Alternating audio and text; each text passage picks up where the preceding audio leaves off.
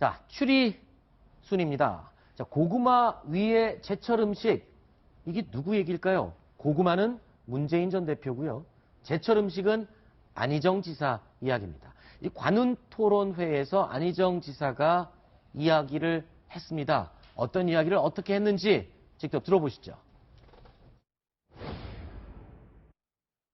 국민들께 아주 즐거운 고민을 제시했습니다. 문재인 후보냐 안희정이냐. 문재인 후보께서는 인격적으로 모두 다 따뜻한 분으로 기억을 하십니다. 그러나 정치 지도자로서 의회에 대한 평가들은 각각의 장단점들이 있다고 보여집니다. 제인산성 이렇게 얘기하시는데 제가 제철 제음식이 될 수 있다면 저는 국민들에 의해서 선택될 거라고 생각합니다. 제가 탈당을 한다는 건 정당의 원칙을 지켜온 가장 단 한 점 남아있는 천연기념물이 없어진다는 걸 의미합니다. 탈당은 물론 있을 수 없는 일이고. 친노의 적통이라고 하면 문재인 대표하고 안희정 누가 친노의 적통이라고. 그냥 다 대한민국의 그냥 후손들입니다. 거기에 무슨 친노를 따로 따집니까?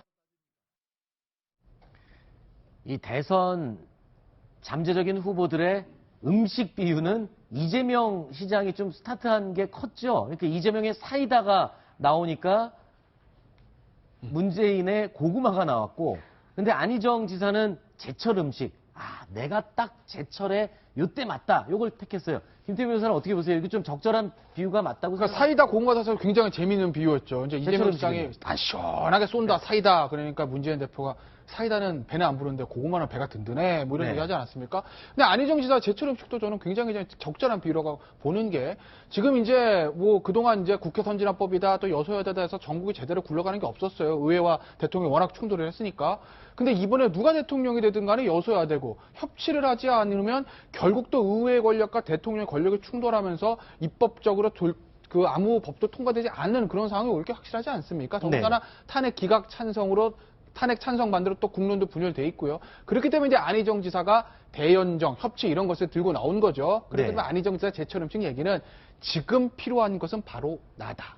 지금 필요한 것은 대청소가 아니라 대연정이야. 뭐 이런 얘기를 하려는 것이기 때문에 제철 음식을 비유하는 것은 저는 굉장히 적절한 비유였다고 봅니다. 네. 그럼 지금 보실 때는 전략을 제대로 잘 짰다. 이렇게 평가를 하시는 것 같아요. 최석규 기자는 어떻게 보십니까? 안희정 지사의 가장 큰 장점, 확장성 아니겠습니까? 그렇죠. 어디로 치우치지 않고 지금도 우클릭 행보를 이어가는 이유는 보수층과 함께 하면서 대연정까지도 실현해낼 수 있다. 사실 문재인 전 대표가 안희정 지사에게 가장 좀 떨어지는 면이라고도 할 수 있는데요. 그런 통합을 통해서 지금 현 탄핵 정국에서 더 나은 대한민국을 만들어낼 수 있다. 이 이미지를 상당히 부각시키는 것으로 보입니다. 네. 그러니까 각 지금 잠재적인 후보들이 음식 비유에서 본인의 이미지 메이킹을 열심히 하고 있는 것 같습니다.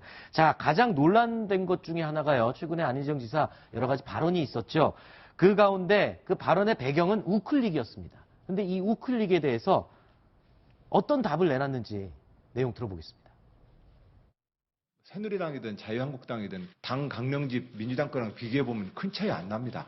우리가 정말로 뛰어넘을 수 없는 그런 차이를 가지고 있는 정책들이 그렇게 많은 게 아니다. 제 소신이 바뀐 건 없습니다. 제 소신을 사고한 건 아닙니다. 부적절한 예를 통해서 너무 극단적인 예를 들므로써 가슴 아파하셔서 그것을 이제 위로 말씀을 좀 드리고 싶어 하는 것이고, 어떻게 하면 표를 더 얻는가에 대한 길은 각자 계산을 하겠지만 정치인 저 안희정의 계산법은 이렇습니다. 저는 제 마음의 소리에 충실합니다. 진실로 명령하는 바대로 걸어가고 있다 말씀을 드립니다.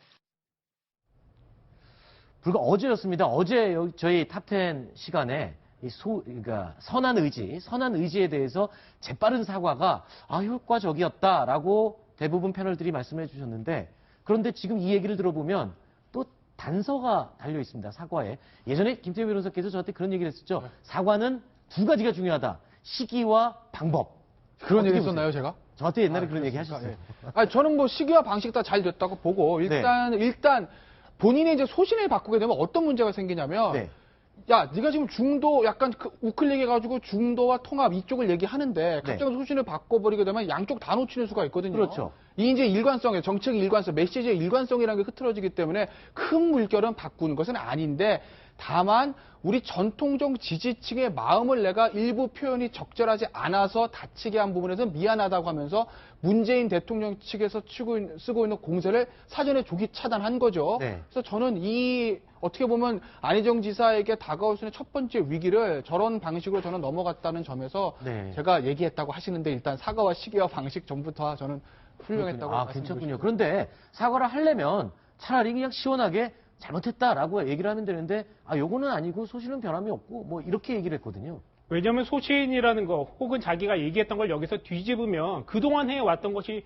뒷걸음쳐지고 무너지는 꼴이 되거든요. 그렇기 때문에 여기서 중도적으로 확장성을 위해서 발을 내디뎠던 것들을 지켜내야 되는 처지가 있습니다. 그렇기 때문에 함부로 여기서 자신의 소신을 꺾게 되면 좀 그건 내가 잘못하긴 했지만 사실 상황이 그렇다라는 정도에 그쳐야지 소신까지 뽑아낸다면 자신이 앞으로 나갈 수 있는 확장성 이것까지 무너지기 때문에 그렇게 하기 어렵다는 것이죠. 네. 확장성만큼 중요한 게 안티를 없애는 거거든요. 그렇죠. 그 안희정 지사 2번 말고도 그 대북 특검 때문에 한 번 더 위기를 맞은 적이 있습니다. 한나라당이 다 결정한 거다 해서 박지원 그 국민의당 대표가 굉장히 공격을 했는데 그때 당시에도 내가 그 말에 대해서 실수가 있었다면 사과하겠다 이러면서 오히려 박지원 대표에게 안희정답다라는 얘기를 들었거든요. 정치구단 박지원 대표가 그 정도 칭찬을 했단 말입니다. 네. 그것은 안티를 없애면서 본인의 좀 더 장점을 부각시키는 아하. 그런 효과를 낼 수 있다고 생각합니다. 그렇군요. 자, 대연정 발언 이후에도 논란 속에 지지율이 20% 매직 넘버를 넘었었고요. 그리고 나서 돌풍이 불었다 했었는데 선한 의지 발언으로 이 돌풍에 악영향을 미치는 건 아니냐라고 생각을 했습니다. 그런데 오늘 또 지지율 조사가 나왔는데 여전히 20%를 유지하고 있어요. 심 차장. 네. 어떻게 보십니까? 그러니까 이런 발언들이 전혀 영향을 끼치지 않은 거다. 이렇게 네. 해석을 할 수 있는 건가요? 일단 안희정 지사의 그 지지율 중에 상당 부분은 지금 오갈 데 없는 보수층의 표도 상당 부분 묻어 있다고 생각합니다. 네. 제가 아는 굉장히 보수적인 유권자분들도 그래도 안희정밖에 없지 않느냐 지금 여권의 주자가 보이지 않는 상황에서 개인적으로 이제 주변에 네, 제 사람들을 개인 말씀하시는 주변에 거죠? 있는 예. 사람들이 그런 상황에서 안희정 지사가 지금 어떤 비전, 구체적인 공약 같은 것들을 보여주지 않고 있음에도 불구하고 네. 어쨌든 지지를 하고 있거든요. 기대감을 계속 이어가고 있다고 봐야 될 것 같고요. 그 부분에 대해서 이제 조금 더 시너지 효과를 내려면 조금 더 구체적인 유권자의 마음을 더 사로잡을 수 있는 그런 구체적인 공약들이 지금 필요한 시점이 아닌가 싶습니다. 그렇군요. 저 여론조사의 중요성이 뭐냐면요. 지금 밑에 보면 작은 글씨 나와 있는데 조사 기간이 언제냐? 2월 기간이요, 4일이에요. 기간. 그렇죠. 2월 20일과 21일입니다. 잘 아시겠지만 저 선한의지 발언 나온 게 지난 일요일입니다. 그런데 그 일요일 발언 이후에 월요일, 화요일인데 저런 조사가 있었거든요. 그렇기 때문에 어느 정도는 선한의지의 발언의 어떤 논란이 사실은 반영이 된 거라고 볼 수 있는데 그럼에도 이 기간이 포함이 됐기 때문에 그렇죠. 말씀하시는 거죠. 그렇죠. 반영이 된 것임에도 불구하고 지지도가 여전히 올랐다는 것은 방금 전에 심정숙 차장이 얘기한 대로 중도 보수층에서 어느 정도 안희정 지사가 좀 지지를 얻고 있는 것 아니겠나 이렇게 이제 볼 수 있고 경선에서 만약에 저것이 어떻게 당내 경선에서 작용하는 걸 보려면 전체 지지도가 아니라 민주당을 지지하느냐에서 한 분들을 대상으로 한 조사를 별도로 아마 해야 될 겁니다. 그렇군요. 자, 안희정 지사 계속해서 우클릭 행보를 하고는 있지만 그래도 계속 이 공격을 받고 있습니다. 이념 공격을 받고 있는데 이에 대해서 안희정 지사가 어떻게 답했는지 들어보시겠습니다.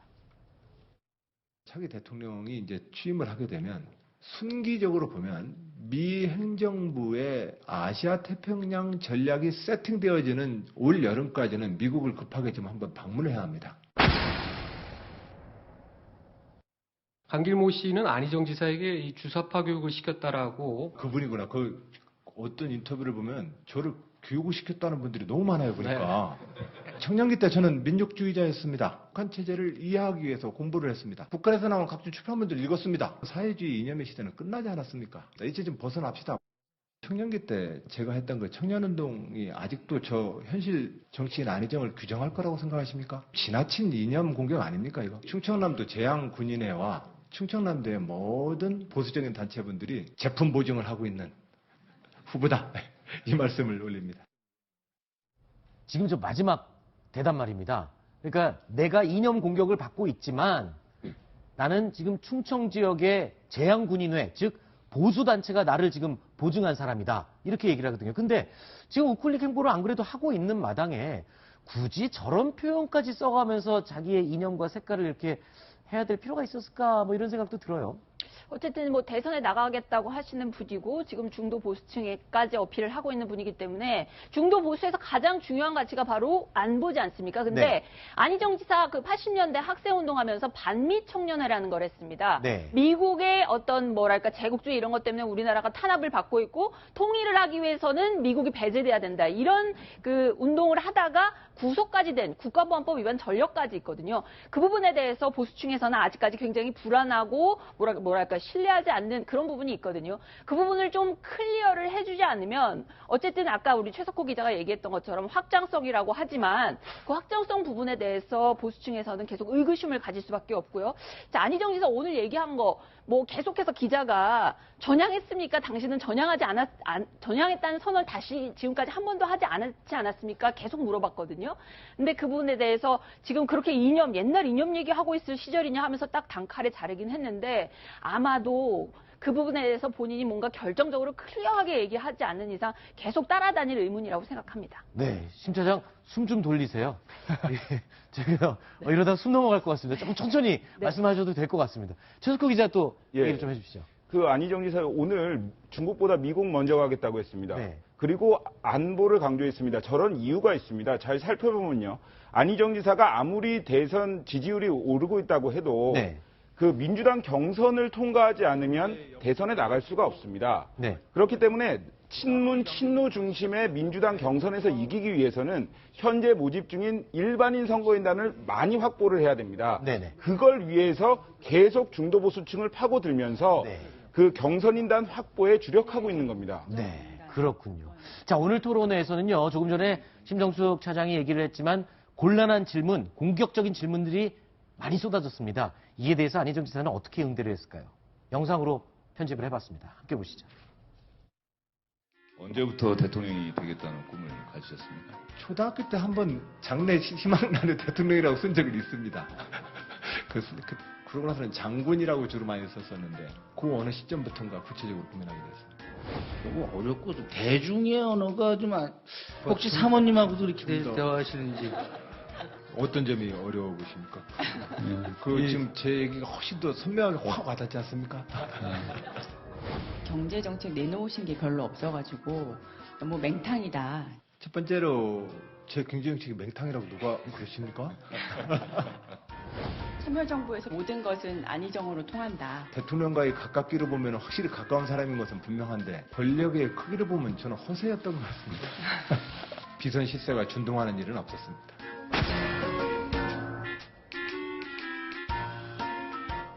네, 안희정 지사의 관훈 토론회 이야기는 여기까지 나눠보고요. 다음 순위 또 확인하겠습니다.